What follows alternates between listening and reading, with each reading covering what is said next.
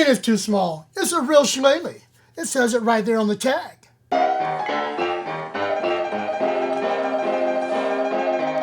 Top of the morning to you, you two lovely degenerates. Welcome back to the Fuzzy Wallflower. It is that time again. St. Patrick's Day is right around the corner. It is that time when everybody in America pretends that they're Irish. And surprisingly enough, this year it has been written into an executive order that March is Irish Heritage Month. Now, me being Scottish, I'm sure my ancestors are looking down on me and frowning a little bit, but you know, there probably won't be a Scottish Heritage Month. So we'll just take what we can get. You know, it's close. We like a lot of the same stuff, drinking and fighting. With that being said, we are going to dive back into the Cocktail Guide and Ladies Companion by Crosby Gage with a cocktail called the Shillelagh. Yeah, I picked up a little Shillelagh.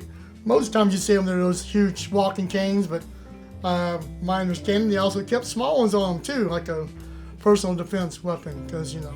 Anyway, let's, oh, that's kind of loud. Anyway, as always, I am not a bartender. Do not take this as bartending advice, so let's make this cocktail. Now, this seems like a pretty interesting drink. I mean, of course, it's got Irish whiskey, because it wouldn't be Irish without some whiskey, right? And it's using Dry Vermouth. Okay, got the green bottle going on. And the absinthe with the green fairy. I'll need some green chartreuse, and you got the whole green stick going on. Anyway, let's make this thing and see how it tastes. And this is a stirred cocktail, which is not my forte, but we're going to give it a shot anyway. 1 ounce of Jameson. 1 ounce of Dry Vermouth. About half a bar spoon, if I can do this without making a mess. A half a bar spoon of absinthe.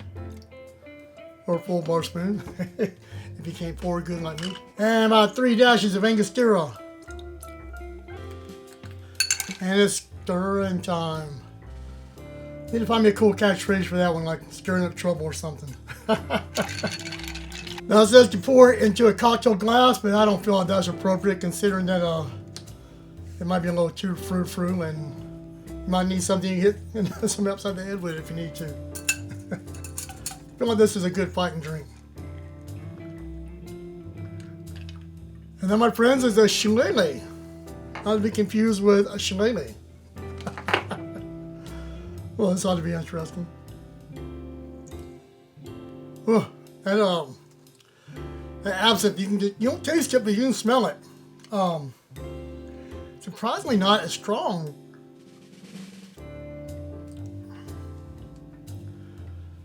I mean, yeah, you can taste the absinthe, I lied. It does overpower it. You probably could tone that back a little bit. It's weird. Dry Vermouth with the whiskey. You would think Dry Vermouth would go better with, you know, gin and those sort of things.